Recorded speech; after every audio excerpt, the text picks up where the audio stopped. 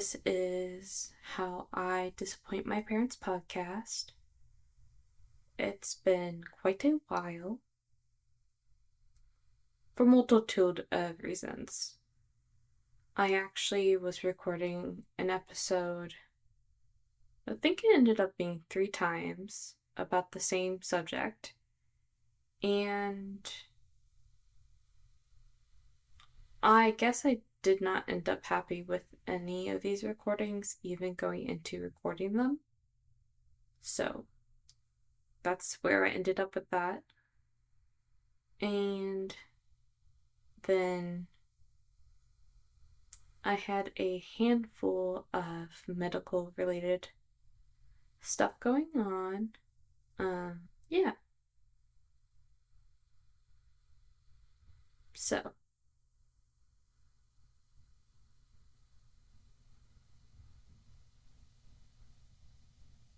thank you for coming back. If this is your first time tuning in, welcome. I had written about what I wanted to talk about, and originally it was going to be 3 topics I had posted polls for. And I think, given my hiatus, I will postpone those poll topics for now. So, I have been going through some things, a lot of self-reflection, if you will. I thought it'd be interesting to bring up how awkward and uncomfortable it is to drop your therapist. Which is what I did within the last month.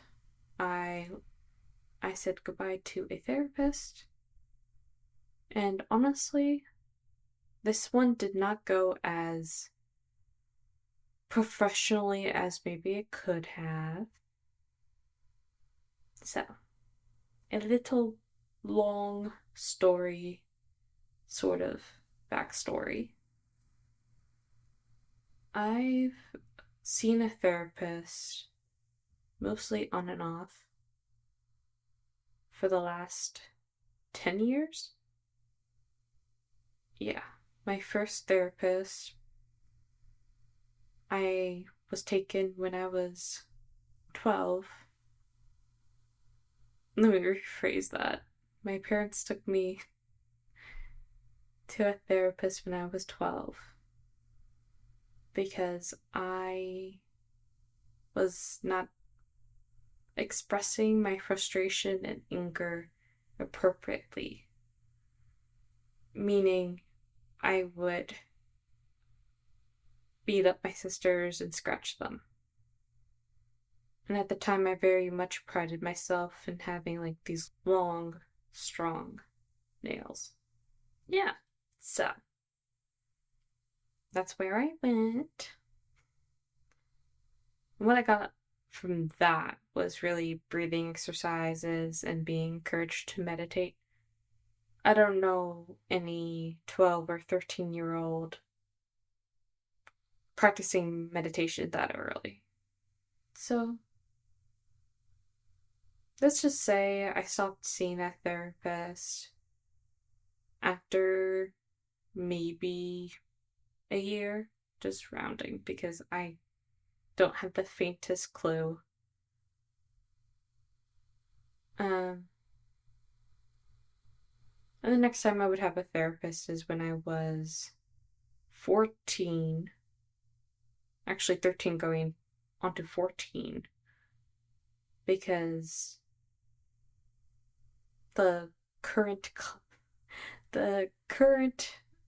social issues at the time warranted me to talk to someone. And I've pretty much been seeing a therapist consistently since then. I think I've had a total of 4 different therapists. Up until this previous one, I think that would have made her the 5th one. And technically, I have left all these therapists, but no, I didn't do any of them, I guess, properly, except for two. So maybe two out of the five I've ever seen. Um, when I was 12, all those appointments were pretty much handled by my parents. So I was young. I'm not even sure I was responsible for handling leaving that therapist. And the very next one, actually saw her for four, yeah, 4 years, pretty much all through high school. And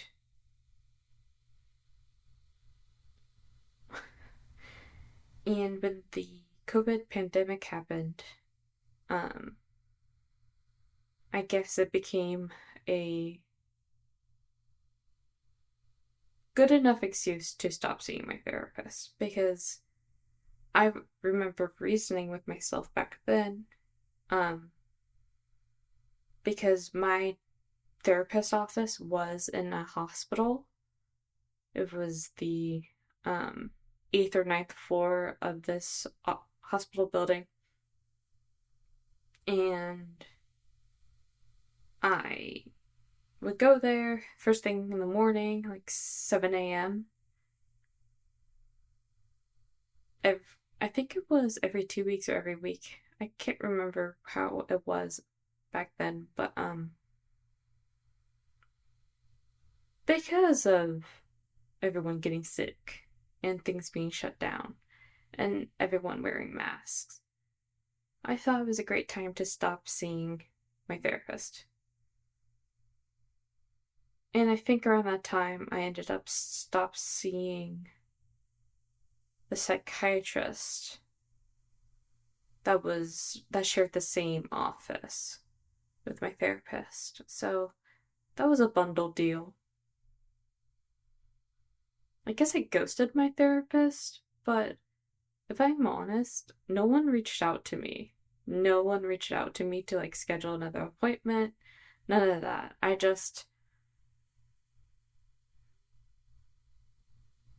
Yeah, that's how I that's how I remember it. Anyways. And then shortly after leaving that therapist, I recognized that I still needed someone to talk to. I still very much was not okay. And all in all, my most my larger reasons of going to see a therapist is because I had extreme anxiety, really bad social anxiety, to be a little bit more specific. I was chronically depressed, and I think those were my biggest labels at the time. Basically, while the pandemic was going on, that's when virtual therapists became more of a thing. Funny enough, started seeing the therapist that I saw when I was 12. And the crazy part, besides this being a used therapist, um, she also was treating all of my other family members, I think, at that point. All except for two. Yeah, so she was seeing my dad, she saw my mom, she saw all of us, I think, at one point as as part of this family counseling. I swear all of us ended up being in the same room. Discussing what? I'm not exactly sure. I can't remember. If I had to take a gander, it would probably be communication issues. Anywho, that's who I saw. And I think I saw her for maybe a year. Um, but she ended up retiring. At least she was letting go of clients to lessen her load because she was working on fully retiring. And at the point, I guess I had enough of a good headspace to be like, oh, okay. That's fine.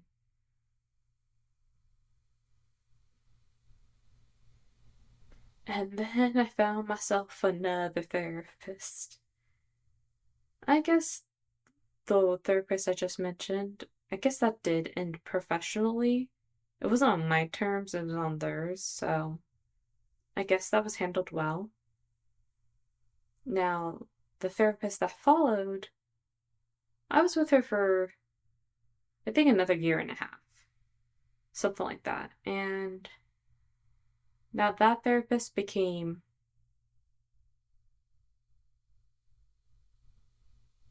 we were good until we weren't. And I can't remember if I mentioned this. Probably not. But this therapist, I talked a lot to her. I was pretty open with her. And it came to a point where this therapist no longer understood me or my goals or my relationship. And that became clear when she started asking me if my partner was abusing me or controlling me, um,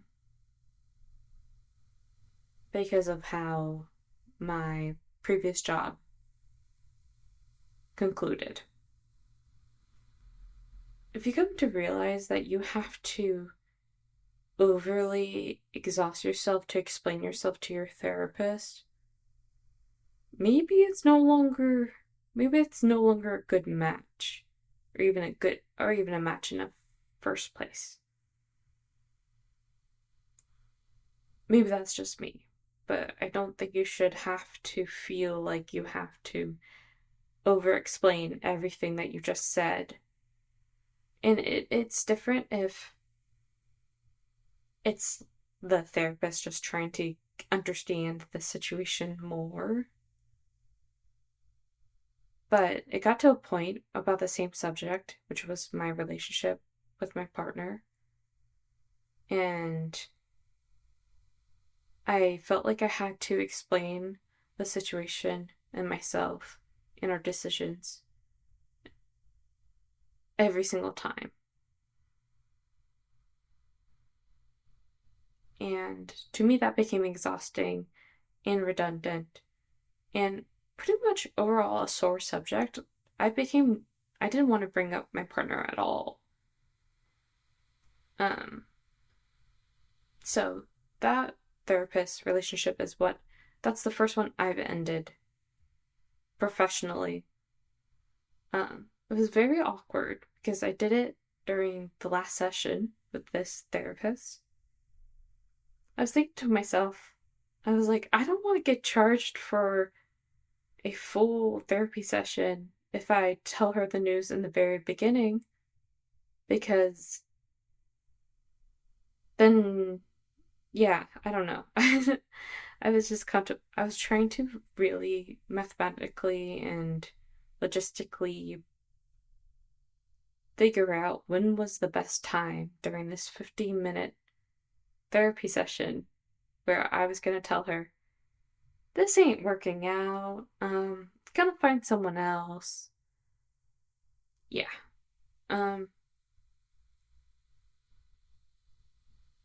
so fortunately, that last therapy session did go well as it could have. I did get emotional, I remember, because I was really freaked out. I had really overworked myself. And if I remember correctly, I think I did tell the therapist that in the session that I was rehearsing this so much in my head, which is why I was crying. And because I am a very emotional human being, but that's besides the point. So, I I think my leading reason for leaving that therapist, besides the misunderstandings, well, you see, what I told her was that I was moving, which was true. it was true, and that I needed an in-person therapist local to my area. These were also truths. That is what I wanted. I wanted to go to a specific place, a specific office that's safe, and talk to someone. And keep in mind, from basically 2020 on, it was all virtual therapy. For a couple of reasons. Besides, no one wanted to meet in person. Everyone was preferring virtual. But also, I was moving out of my parents, and it was just easier for me to stay in touch with someone who's virtual rather than going in person while I was moving. And in college, I guess. So, I knew I'd be moving from one apartment to the next with my partner, so I figured this was going to be a great fresh start with a new therapist. And unfortunately, I really thought that what I needed at the time was just to talk to someone. And by that, I mean someone to spill a week's worth of worries and leave feeling better, I guess. I wasn't there to work on anything. At least that's not the intention I had placed. And as I said, I unfortunately thought that's what I needed. I ended up realizing that I need someone like a professional to do more than talking with. I realized that I had started to develop more reactivity to situations. I would say overall I am a very good person for introspection. I and if you're not very familiar with introspection, according to the Oxford American Dictionary, the examination or observation of one's own mental and emotional processes. And guess what? I do that very good. The only thing that I guess I do not good on is what to do with it. You reflect on your feelings and thoughts and actions, but what do you do next? And I was struggling with that. And then I was also struggling from changing my medication. And I didn't quite realize how tough it was going to be. So a little bit more background for at least the medication part is that I've been on a lot of medications for like a long amount of time. At least long enough to know now that the one medication I've been on for 4 years no longer worked, or maybe it never did work. This medication I had to titrate off of, and also for like a week or two have an additional medicine to assist with any feelings of anxiety during like the last 2 weeks of the titration off the medication. And so I did all of that, but this particular medication, it takes months for it to get fully out of your system. So I titrated off of this medication for 4 weeks. If I remember correctly, this was 112.5 milligrams of Effexor that I was on. Um, so I titrated off of that, and turns out I have a lot of ADHD, and it very well could be something that the fixer was helping with, but I don't think I could have ever known any different because I've always been on medication. I have always been on medication since being 14 years old, and it started with Lexapro until I maxed out of that and nothing was working. Then it was Zoloft. I maxed that out. Then it was Zoloft and Abilify, I think. Nothing happened, nothing worked.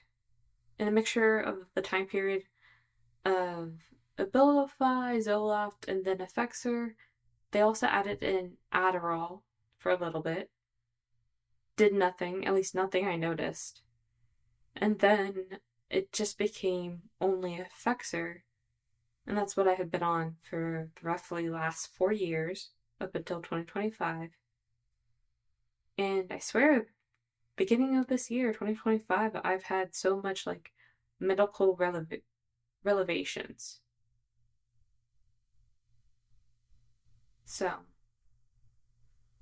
it was enlightening and also very sad to know that I've been on all these years of medication, but never, but I guess never really truly fixing anything. And I guess overall, the like medicine, it's not supposed to really fix anything. It's supposed to make your quality of life, or at least end up making the quality of your life better, make everyday tasks better.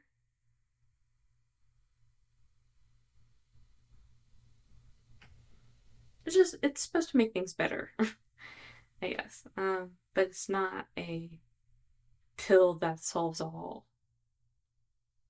Um, and I guess what I was really like, saddened by is that it took all these years for me to realize that the medicines I've been on weren't working for what I needed them to work on. So I really needed them. Like, as I said earlier, I had really bad social anxiety. I have really bad depression. And funny enough, none of these medications it didn't make that any better. If, crazy enough, what made any of my anxiety slightly better was, sorry, not slightly better, but like incredibly better was when I started Lamictal last year in light of my bipolar 2 diagnoses, and I've not been nearly as crippled with anxiety since, which is fantastic. But it's very obviously when you're thinking about this, I want to blame someone. I want to blame someone else for not being able to tell me this or guide me in this, or, you know, I had these feelings and I didn't know what to do with them. I'd tell my therapist, but my therapist can only, I guess for the most part, the last 10 years, just listen. They just listen, and if they weren't listening, they were telling me to meditate. I don't know about you, but I don't know any 15-year-old, 16-year-old, 18-year-old, 20-year-old actually meditating. Yeah, so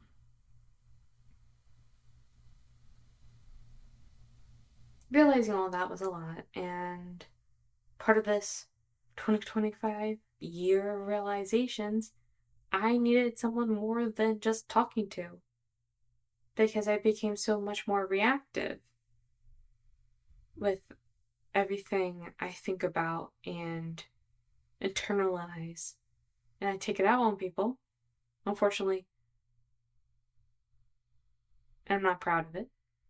And usually, only recognize my actions after the fact, after the heightened amount of stress and emotions and sadness.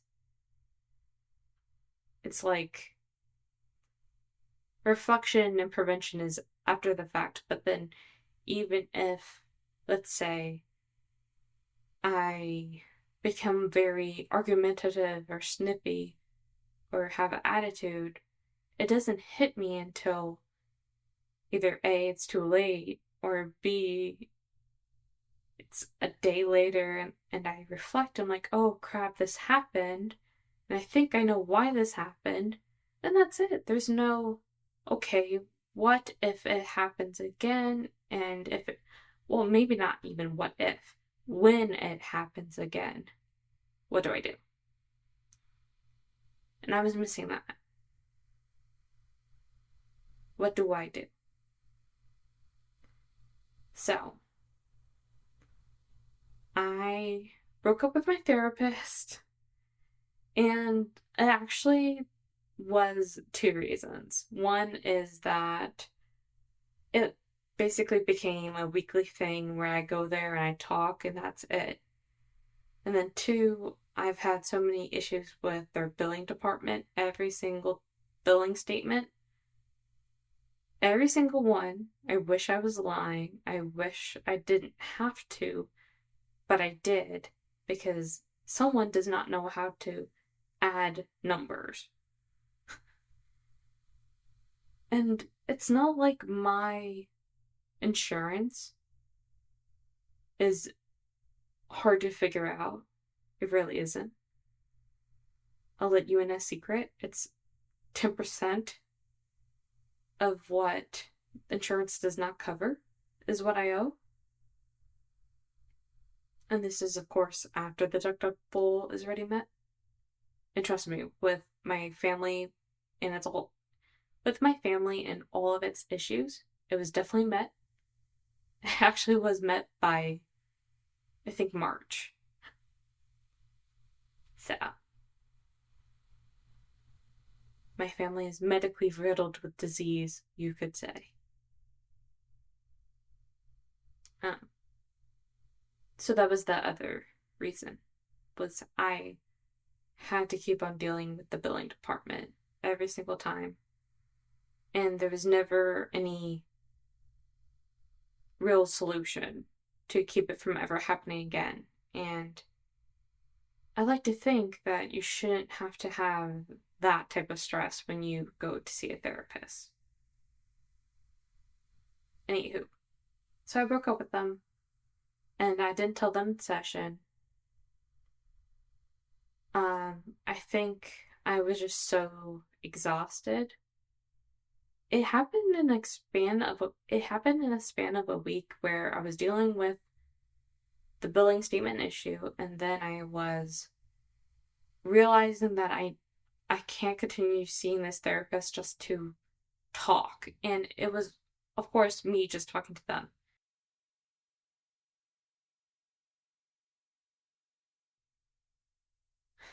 So,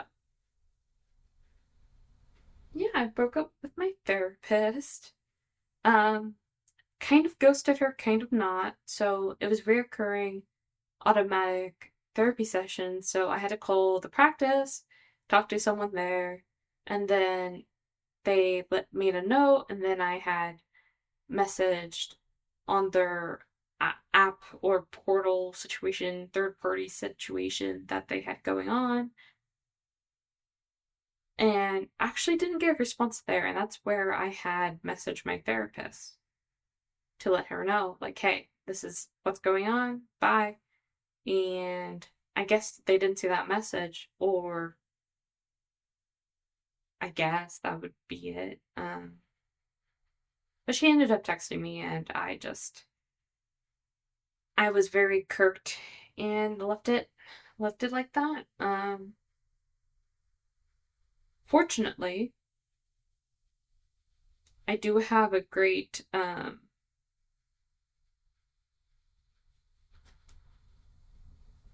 guess I have a great knack for finding medical providers, with all my